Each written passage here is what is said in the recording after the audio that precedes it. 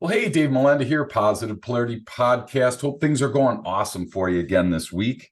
As you know, every week I scour the earth to find these killer people, and today is no exception. And we got an interesting question for you, and I want to start this off. And on the surface, it might be like, I don't have this issue, but then as we go through this, you might rethink your strategy. So I'm going to ask you this question. And the question is, are you staying up at night trying to find ways to fill your dwindling sales pipeline? And, I thought about that at first and I'm like, oh man, everything's fine. And then you start thinking about dwindling and you start thinking about all these things. And before I knew it, I'm like, oh crap, now I got to get this guy on my show. So I'm honored to be hanging out with Joe Rockey Jr. How are you, my friend? I'm doing great. I really like how you're starting your episode here, right with the important things of life. Absolutely. If our business isn't making money, where's the problem? Oh man, no kidding. Hey, unless we're a nonprofit, then if you're a nonprofit, then hey, no worries. But some of us are profit, but yet we still are Well, if nonprofit. you're a nonprofit, you still need revenue coming in the door. I mean, let's face it, you're not going to be doing the research you need to be doing if you can't pay the people. So Yep. it's a real problem across the board. I started selling when I was like 9 years old, going door to door, asking for back in the day newspapers you could buy or you could collect, and they were like, I don't know, $1, 100 pounds or something. So I started selling way back then. So, I'm just like in your spot, Joe, where sales are the lifeline of the company. And, a lot of people in operations or outside of the sales department really struggle with that, but we're not going to debate that today. You're the founder This is of not a debate. If your business doesn't make money, you don't exist. exactly right. You can have the best system, but if there's nothing there, you can have the best bait on the hook, you can have the best fishing equipment, but if there's no fish, you're not in a good spot. So thanks for pointing that out. You're the founder of Elite Business Conversations. So tell me, what is Elite Business Conversations? So Elite Business Conversations obviously does one of the main reasons I'm here upon the show, which we help three main areas, right? The first area is exactly as you said, those people that are feeling the stress and the anxiety and the fear and all of those sleepless hours because the Yep. money's not coming in the door the way that it should. Yep. At Elite Business Conversations, we take that stress and burden away by creating a sales system that will be efficient, permanent, and useful for your entire life.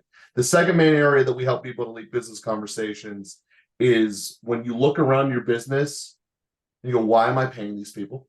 I don't really know what they're doing, Sure. but I'm paying them. And I kind of feel like I'm falling into success right now.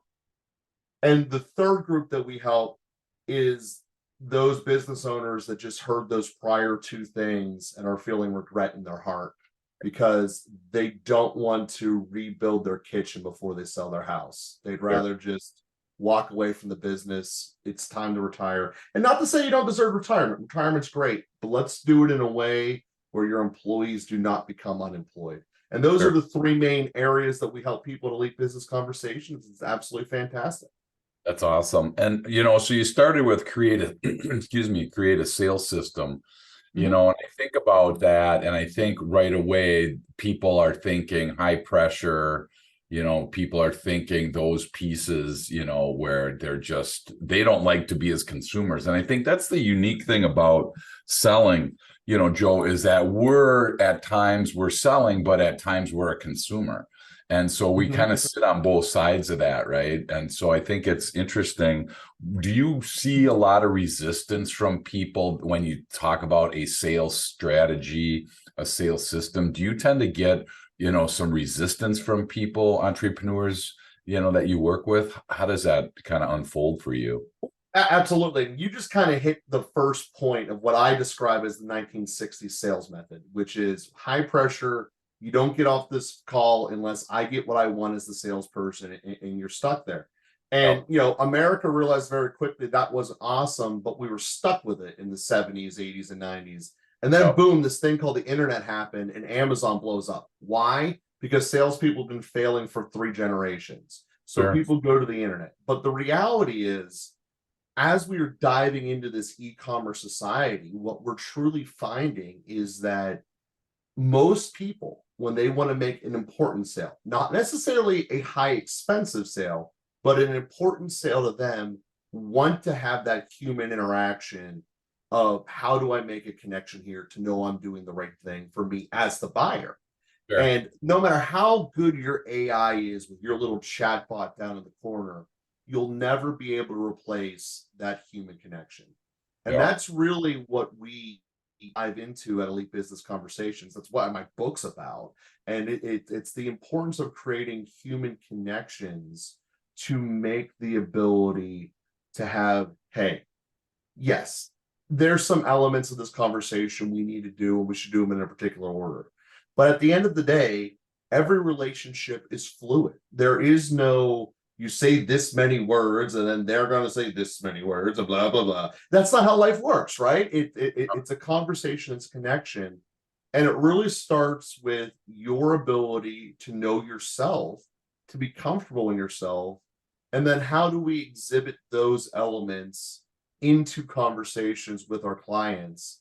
Because ultimately, if you aren't comfortable with yourself, every one of us have identified this in our personal lives. If we see someone who's not comfortable with ourselves, red flags start going up. And depending upon our own previous experience, the red flags say different results. Sometimes they say this person isn't trustworthy. Sometimes they say just avoid, he's going to be a problem down the road. But it all stems from us exhibiting outward unconfidence in our own skin. And then it's how do we start from there? How do we create a business of everything working by creating human connections? Yeah, that's awesome.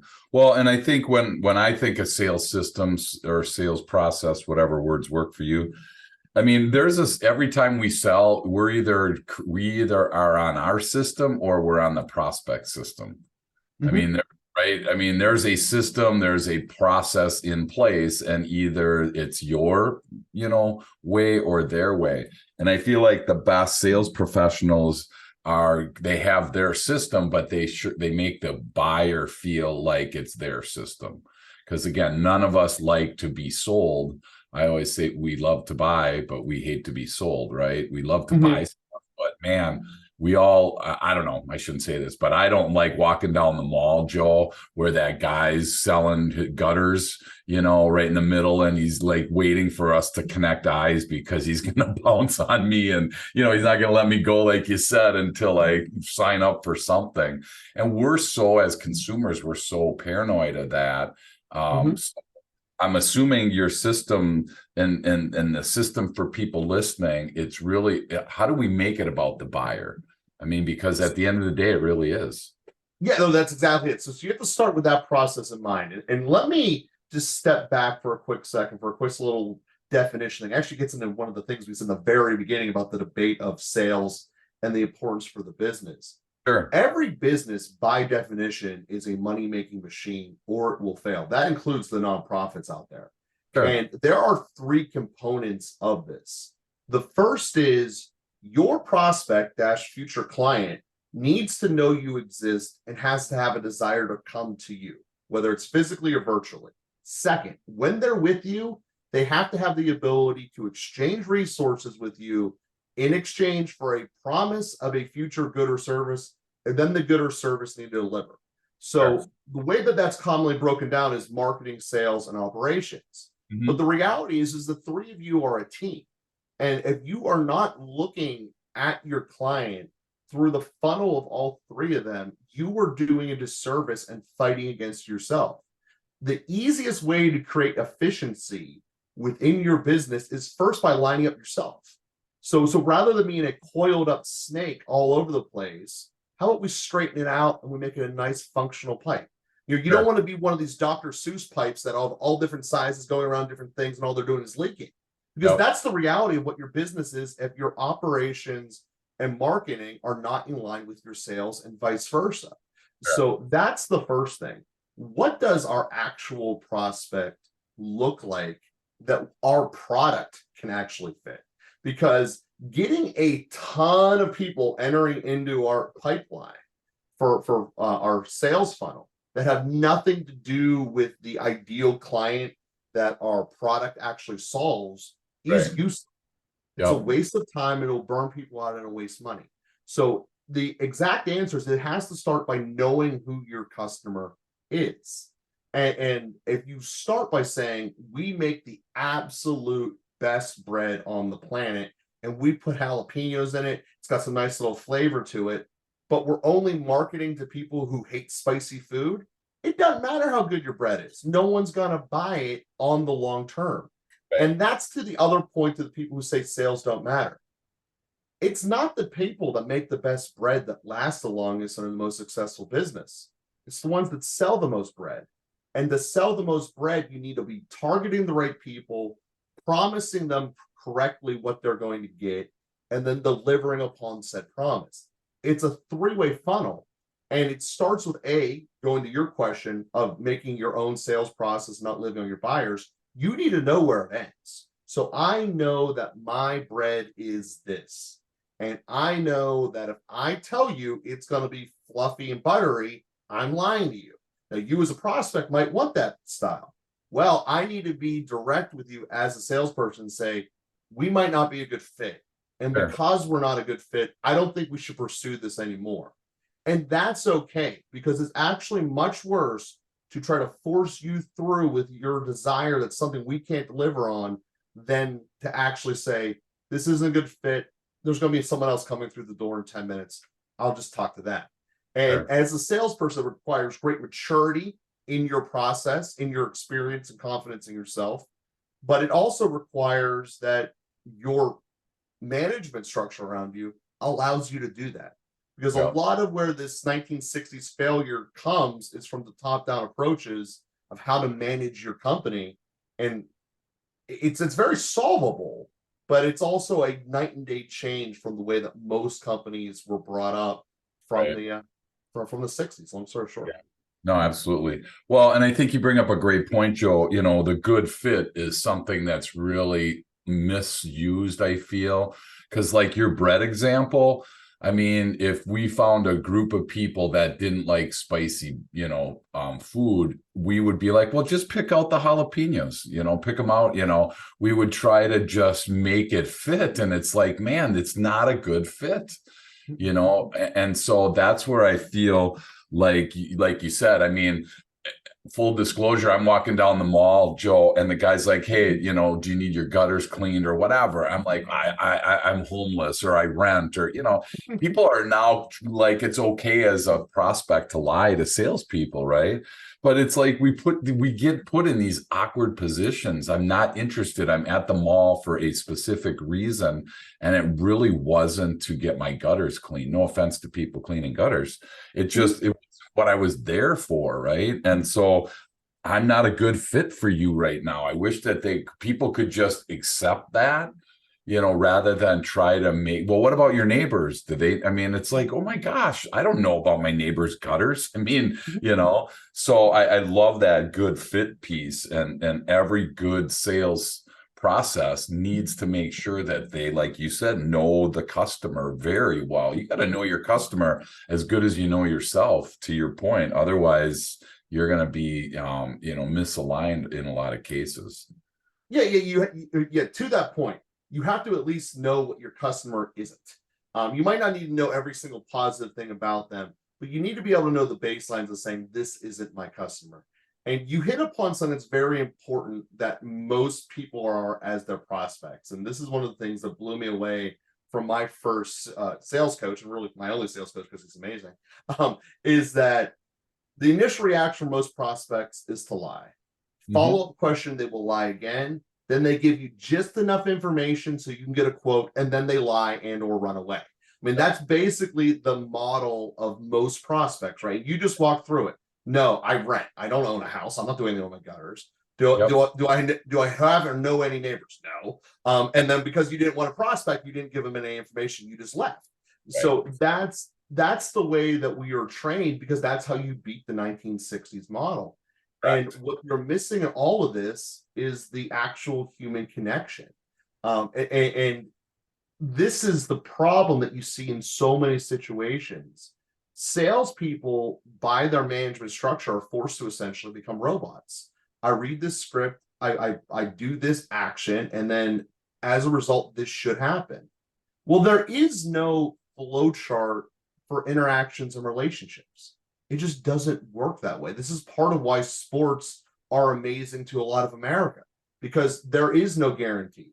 You can have the absolute greatest drawn game plan, and then boom, TJ Watt is out there breaking the sack record. It doesn't matter what you drew up, man, he's better than you. That's a relationship in a physical context, but still a relationship. And there's no way in any business that you'll be able to overcome that, because this is a human nature system. And as long as we're still selling to people, which I believe will always be the case, you better be able to figure out how to make human connections and have that vulnerability inside your company. Absolutely. And we do a ton of work with DISC, and that's one of the reasons that we do the personality assessments. And you were kind enough to take one for us. And, you said it was an accurate assessment of who you are. But we as sales professionals, we really need to understand how, not only the knowing our customer, we need to understand how they buy. We need to understand their process as well, because there are different personalities that just, they buy on whim. There are other people that, will research for years and years and years. I had one guy that he's 4 years into, one of my clients was like 4 years into this minivan purchase, and he hasn't bought it yet. And I'm like, dude, by the time you buy this, your kids won't even need it, but that's how his personality was. And his wife's was the same way. So, for people listening, thinking that one size fits all in this case, in your sales process, you're really going to miss a lot of people. And so that's absolutely true. Yeah, hopefully you know yourself.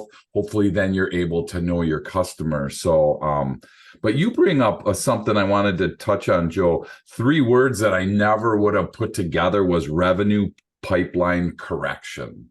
So what is that? I love those 3 words together. It sounded intriguing. So can you unpack that for the listeners today? Yeah, so take it back to that image I was drawing before of Dr. Seuss with all of his pipes and all the different directions and all different sizes. That essentially should be just one clean pipe going across your basement so that the whole house is watered correctly. And the way you fix this is kind of what I was outlining before.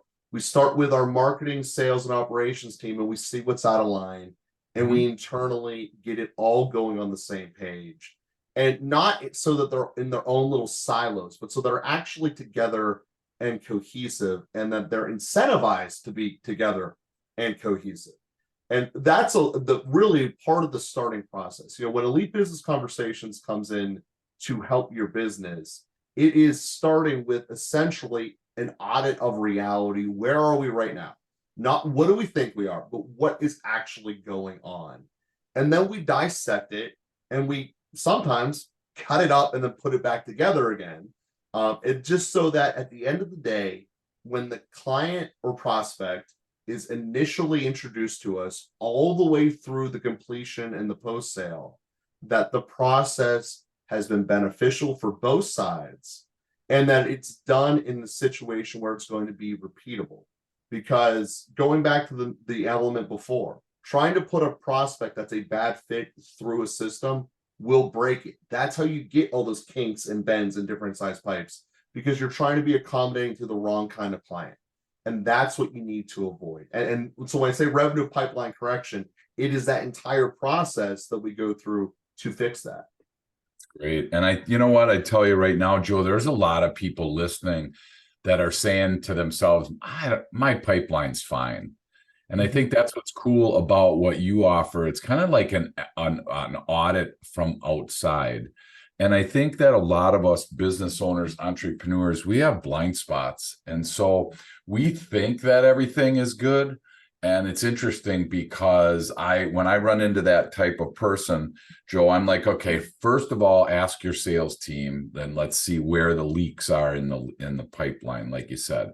And if they can't find any, well, let's expand that search and let's get, some of our trade partners or, some of our people around us, partners. And if they can't find any, let's go to our customer, because I'm guessing between those 3 groups of people, we're going to start finding some of these blind spots. And at least then about them, and and you can decide to correct them. I'm assuming that's then where Elite Business Conversations comes in. If somebody was listening right now and they felt that their pipeline was in need of correction, is that where you jump in then to try to help them fix that? The order is a little bit different, but you have the concept correct, because it's all about going through and figure out why is there inefficiency and where is it. So it does go back to a little bit of that larger problem that you mentioned earlier in the show, that we all have different ways of buying because we all have different personalities. And what a lot of people end up, and you probably see this easiest in your personal life, is that if you think of all the personalities out there on a circle, like a piece of pizza with pepperonis on it, Yep. and any individual pepperoni can be where you are at. And in the world of dating, it's basically said that if you find the best fits for you are either going to be pepperonis that are also on your slice or on the slice that's exactly across from you. And the ones that are a little bit to the left and the right won't really work. And for most salespeople, that tends to be the case. Yep. We know how to sell to people that are just like us. It's easy to have an easy conversation with them. As us example, we're both very similar and close, if not on the same slice of pizza. I had the exact same spot, very close to it. And it's easy for us to talk to the other side because biologically speaking, we're designed to do the opposite attract thing. We've all heard that growing up. Sure. But that leaves a giant 80% to the left and the right of us that are blind spots. And I was a little laughing as you were talking about the people who do the research for 4 years before buying a car, because that is so not me. And what I find is that we all have these spots where we know that just doesn't line up with me. So what do? Do we just discount that prospect forever and just wait until they come like us? Well, that's never going to happen. Their personality is never going to come to us. Nope. So how do we know that our product is a great fit for them? Because assuming we already know that, how do we then connect with this person in a way that works? Well, that's when you just expand your little bubble and go, well, I have friends that are like that. Like how do I interact with them? You can never draw a script that would work for every single person off of the bat and just go with it. And this is why most script systems fail, because it'll work for one slice of pizza out of all of them, but not all of them. So if it's just an interaction, and how can we be people and then relate to them? And yes, there are things that you catch from talking to people that you just know instinctively, just from living as a human being, getting to adulthood. You know, this person's going to be like this, that, and the other. You just kind of pick it up. Yeah, yes, we all can obviously do training to get better about personality types. Not fighting that. Yep. But in general, are you allowing your people to live in this reality? Or are you forcing them to do it? I'm the boss. This is the way I came up, so you have to do it this way. Right. And where a lot of people get in trouble is they don't realize they're doing that because they don't have an outside person looking at them and seeing where their prospects are. Because the reality is that so many businesses just want to get a sale and they'll force people into a direction, or they will force their prospect only to target those types of people and leave a lot of problems out because they need money now. They need to pay their bills. They need to have this, that, and the other solved, and revenue is the solution. So we need to go what we can get. And I don't even care if it's not the most efficient. We're getting this piece of pizza, even if it's not going to be the best for us overall compared to eating the entire pie. That's awesome. I think of it, Joe, as like each of the personality, like each of the different slices of pizza that you were talking about is a different language. I mean, imagine us sitting down, you know, how long would this conversation have lasted if I would have started off talking to you in a language you didn't understand? I mean, you'd be like, I don't comprende, no inglés. I mean, I don't know, you know, you would be like, I don't get what you're saying. And that's so true in personalities because of how fast we say it, how slow we say it, our content. Is it, you know, emotional? Is it non-emotional? All these different pieces, you know, that play into this. So when we come back, I want to jump into your personal journey as an entrepreneur. So we'll be right back. Awesome. So tell me, Joe, you know, where did your journey start as an entrepreneur? I like I said, mine started like at age 9. You walk in the neighborhood getting papers, and you know, who knows what I did with the money. But so I was just curious, where did your journey start as an entrepreneur? So my first sales position was what this company's model was get young college kids. And I sold knives, baby. I was one of those door-to-door Cutco salespeople. And that's where I first started. And I fell in love with the commission lifestyle. There's a lot of importance and growth that comes from that process. And what I mean by commission lifestyle at that point was I probably made 3 to 4 times as much as my peers that were working hourly jobs at the time, basically getting minimum wage because you're 18 and who's going to give you more than that? So, but I look around and said I was making so much more than them, but there was a giant difference. They're getting their check every other Friday, no matter what.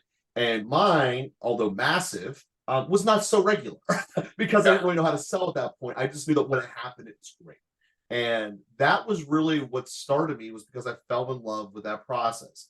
I had to grow up and learn budgeting and all this other fun stuff along the way to be able to survive.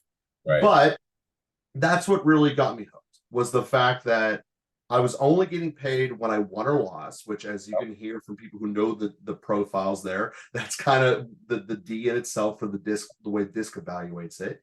And that's what drove me into it. And then I was in a sales system that, quite frankly, I don't know if it was the office or the company. When you're 18, it's kind of hard to tell the difference. Was just selling pure textbook 1960s. I come out of college, and I, all throughout college, aside from my required internships that were either in accounting or finance, because those were my majors, I was doing sales jobs at different companies throughout. I come out in the middle of the last recession there, and when you come out with an accounting and finance job, when accounting firms are shedding 30-year vets and banks are basically getting bought out because they're incinerating, it's a hard spot to get a job with accounting and finance. But the one spot that always is available is sales, because everyone will give a risk on a salesperson because you're paid on commission. If it doesn't work, no one cares. From the business's standpoint. And I ended up selling life insurance and annuities. The first year I was the rookie of the year. The second year I was the underclassman of the year. And the third year I left. And I left for a lot of reasons, but one of which was I needed to control my own product. And that was what led me to create the first entity. And that would have been 2011. That was purely mine from scratch. And since then, I've now made 18 of them. And, it's been a fun and crazy journey as we look back over these last 14 years or so. So you've done 14 years, you started 18 different companies? Mm-hmm. Yeah. Wow. There you go. Well, and that's the reason I bring it up, Joe, is we have a lot of people that are listening around the world that really, they want to jump into this entrepreneurial journey. They just, again, it's hard to say, wake up one day and say, honey, I'm quitting my job. We have a mortgage, we have kids, we have car loans, we have student loans, but I'm going to quit and start at $0. I mean, it's really hard. Most people can't do that, and nor should they. Right. So then we find some people that do their 9 to 5, and then they have a hustle alongside of it. And hopefully someday that hustle overtakes their 9 to 5. There's no right or wrong way. So we just enjoy hearing different people's, opportunities and how they did it. So you basically went from you were working for a company to you just started your own companies. That's kind of your transition. Yeah, I completely jumped industries, and you're completely correct. In fact, actually, that thought that you said there of, you have a job, you have a mortgage, and all that fun stuff, that was present in my mind about one of the things why I left. I was 23 whenever I started of course, I was 25. Let's say that correct. I was 25. 23 when I started thinking about it, which was like 10 minutes into that job. But I was 25 when I actually pulled the trigger with it. And that notion of, if I fail now, all right, I'm still single, whatever, I'll figure it out. But if I do it when I'm married with kids, now that's making other people suffer because I messed up. So if I'm going to do this, I got to do this now when I'm in my 20s. And that was a part of the conscious thing that forced me over the edge to jump into it, because at some point you're going to have the feeling that you're on top of a diving board and you have no idea how this is going to work on the way down, because there's certainly a way you could enter the water like these Olympic style divers where it's all pretty and you get a 10 out of 10. There's also a way where you have no idea what you're doing, you hurt your entire body and you die, like people fall out of a helicopter. So it's then, as you're falling, let's try to figure out a way to land so that this will work. And for a lot of people, they never get out of that mode. Right. And then it's, well, okay, if we actually do this correctly, we Yep. can actually make it not only so you'll land, you'll be safe, and it'll be a great experience for everyone throughout. So that's really where I was in this journey of life I've been going through since 2011. Well, and that's interesting. I mean, if you're 25 and single and, you're just starting your journey, your fall isn't probably nearly as severe as if you're 35, two kids, like I said, and all that stuff relying on your shoulders. So we're not here to say what the right or wrong way is. We just share different ways to get there and let people make their own calls. So that's awesome that you did that. So as you started to build momentum, then I'm assuming you started to build teams, and did you, before you found your pipeline connection piece, did you have a stalled business? And if you did, if there's somebody listening right now and they're in that stalled mode, what would you suggest for them? How do you get unstuck, or how do you get past yourself? Is there's any tips that you have for people listening? We'd love to hear them. Yeah, when I first started, I didn't realize I was actually building a business that was going to stall by default without even really realizing it. So when back in 2011, my number one goal was residual income. And for those that don't remember that far, there was no subscription-based services, basically. Like Netflix hadn't taken off. There's no, I pay for a digital subscription to use this software or whatever. It didn't exist. Basically, there was your utilities, your taxes, and your mortgage. Those were your three choices. Well, I didn't have the ability to become a utility company. I wasn't going to be a government. So all that was left was being a landlord and doing rent. But the issue was I was coming out during a recession that every politician blamed landlords, even though it wasn't the case, for it. So as a result, the banks weren't willing to give people money to the landlord. So my goal was the residual income, but I'm starting at a spot where that's not an option. So I had to start by doing flips. And at that time, I had no idea how to build a house, how to frame a house, how to do electric, any of that stuff. I can do it all now. But at the time, I had no idea how to do it. And so I went from a world where I was selling life insurance to professionals, surgeons, attorneys, etc., to now dealing with contractors that are the complete other end of the economic and moral spectrum, and getting that transition of how to manage and work with people that literally are just bringing 3 cases to beer with them as they're doing the project is a night and day difference, compared to the professionals I was working with before. So learning that process and diving through it was a major element. And it's something in terms of the risk of how to build the business I had never even considered. I was just going through the X's and O's math. I got this much I'm buying the house for. I can't spend this much more to fix it, and I'll sell it for this. The math will work. Okay, that's cool. That's from an operations only mindset, but it wasn't dealing with any of the reality of how to manage or deal with the actual problem and overcome it. First one was an abysmal failure. Like most of the country, 97% of the people that do their first flip will never do a second one. And the only reason I did my second one is I already bought it before I finished the first one. I went in super aggressive.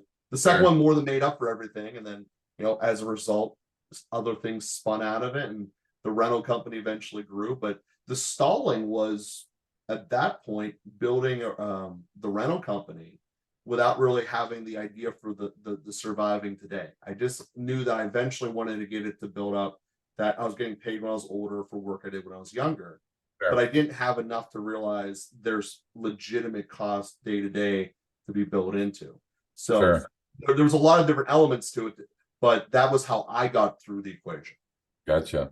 Well, and so in 18 different companies, I'm assuming that there are people in each company, or there's you have some teams, you have different things going on there. So, from a culture perspective, I mean, how have you found building, what's worked for you to build a successful culture or a winning culture? What has worked for your companies that you feel comfortable sharing with the listener, Joe?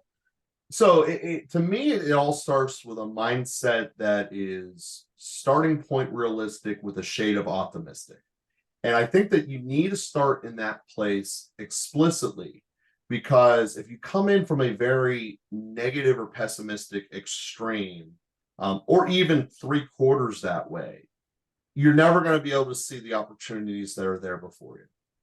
And conversely, if you start at that same point on the positive standpoint, which is as equally dangerous as you think you're going to convert every single opportunity and it's always going to rain down perfectness on you, you get caught in issues. So you need to start in that dead center realism standpoint, again, with a shade towards positivity to be open, which really comes down to you have to know what your business is and what you actually are good at. Okay. There's nothing wrong with having the ability to pivot. But if your mindset is my business is going to pivot every 3 months or every 2 years, that's not viable. Because at the end of the day, what you're basically saying is, I don't know myself. I just know there's a shiny object. I'm going to run after it.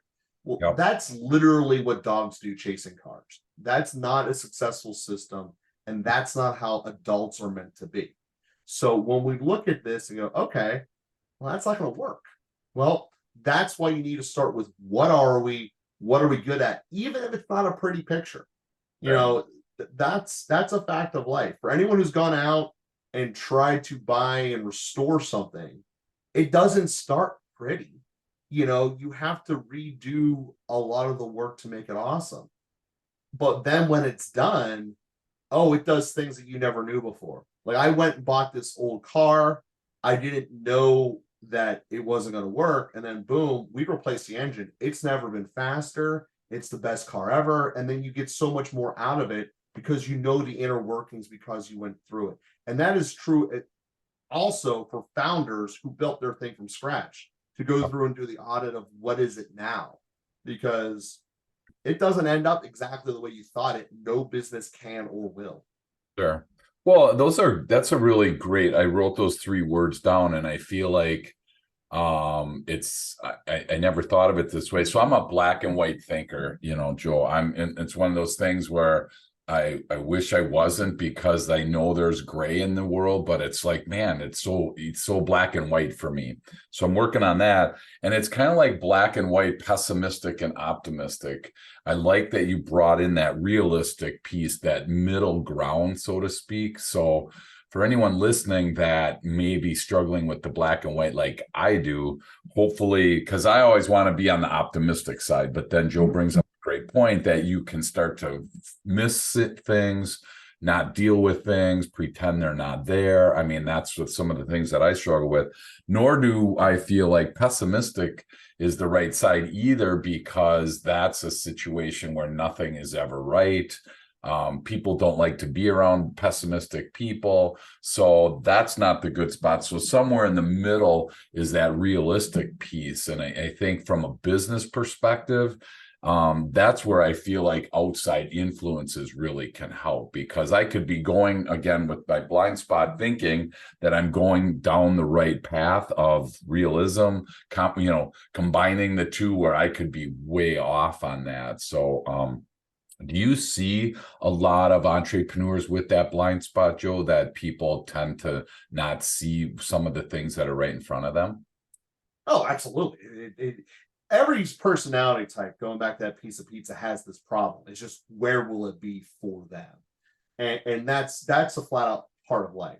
Now, Sure. in the world of working with other business owners, most of them are what you said you are, in terms of being optimistic, where I'm just working essentially on the things that make me happy, and I don't want to do the parts of business that aren't awesome. Right. That administrative stuff and actually doing the invoices that all those analytic folks do, all that type of thing. It, Yep. it tends to be the issue, because by its nature, to jump in and create a business that is you're creating, um, is a nature of aggression, a nature of you have to be optimistic that's going to be working. You have to have a belief in yourself. And what happens a lot of times, exactly what you said, I do the parts I like. Now, the interesting part of this conversation is each piece of pizza has different parts that they like compared to others. So there's a group of people that would rather just sit behind a cubicle and not see anyone ever and just Mhm. have a specific list of tasks and do them digitally all day. Yep. And then there's another group of people that if they don't go out and talk to other strangers, they will hate themselves. Yep. And there's nothing wrong with that. The world needs all of it. Your business needs both of them. So the blind spots of each of those people are going to be completely different. And there's that truth of the life. So it starts with realism. What is it you hate doing that you're not doing? Yep. Because for all of us, we know how to make that list. Then what is it that you love that you're doing that you shouldn't be doing? No one has that answer because I should be doing all the stuff. I like it. Yep. And then it's really looking realistically, where is the balance there and how do we create an actual position that is what needs to get done for this position.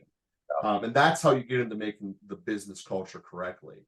At the Wow. end of the day, we all can get caught in the things in our job titles that maybe or maybe are not truly what's driving our position, but we're allowed to do them and they're funner. So we do those, we don't do the other ones. Yeah. All of us are guilty of that. That's a human nature thing. Sure. What our job as business owners is to make incentive packages that only do our employees only do what is productive. And then we let them place themselves into the positions that are naturally best for them.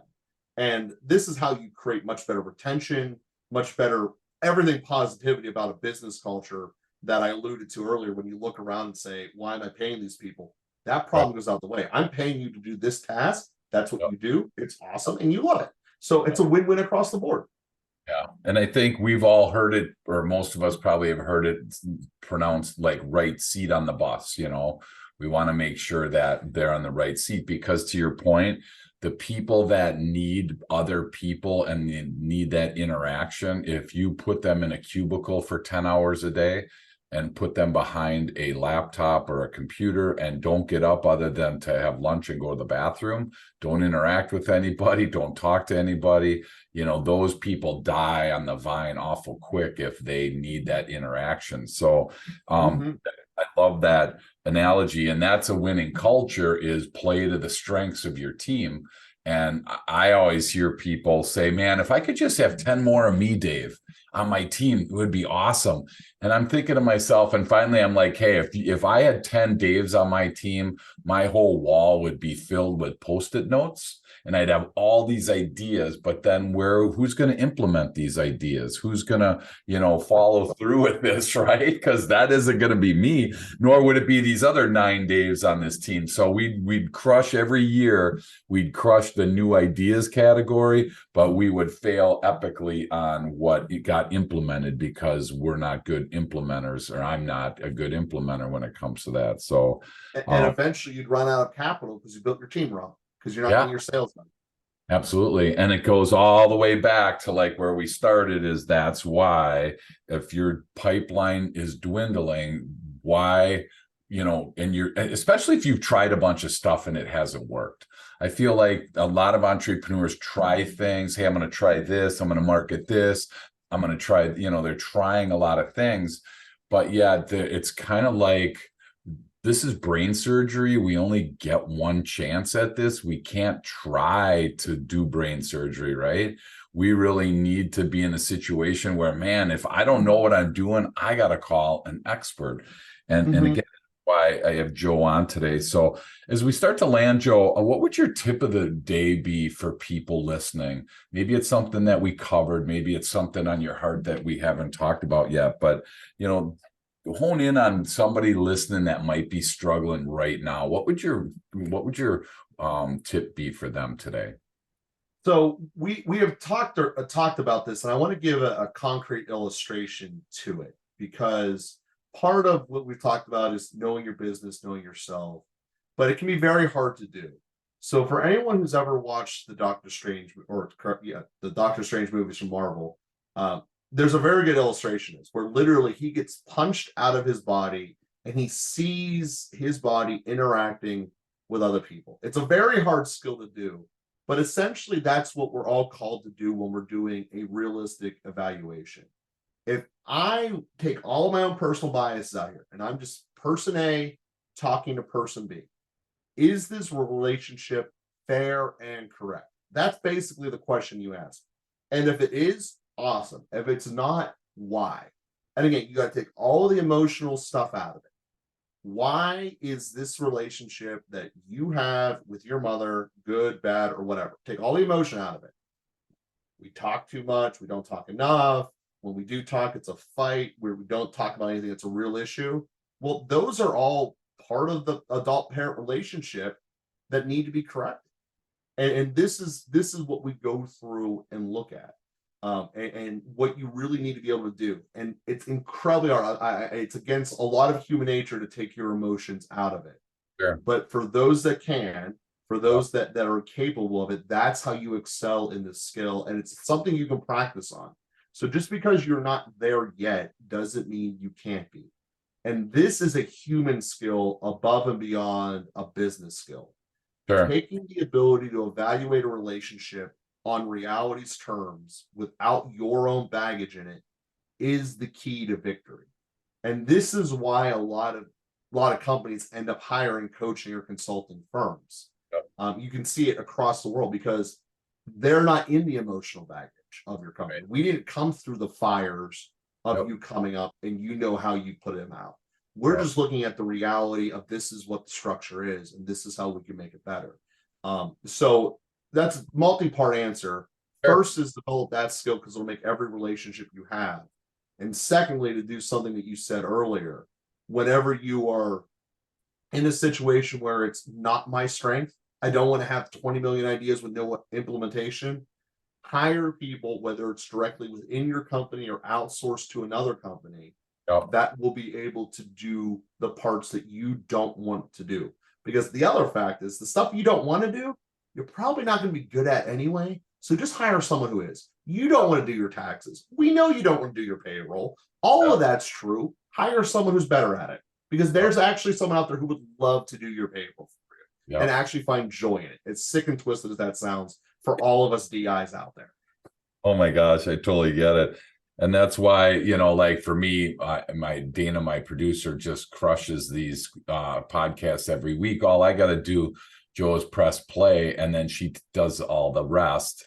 She would not want to be the host, and I would not want to be doing the production of it. So it's like a perfect spot. So exactly what you said, you find people that are good at that, which again goes back to winning culture. And then when winning culture happens, you have a happy client, and happy client keeps your pipeline full. So it kind of goes full circle on that. So that's so awesome. Thank you so much for hanging out with us today, Joe.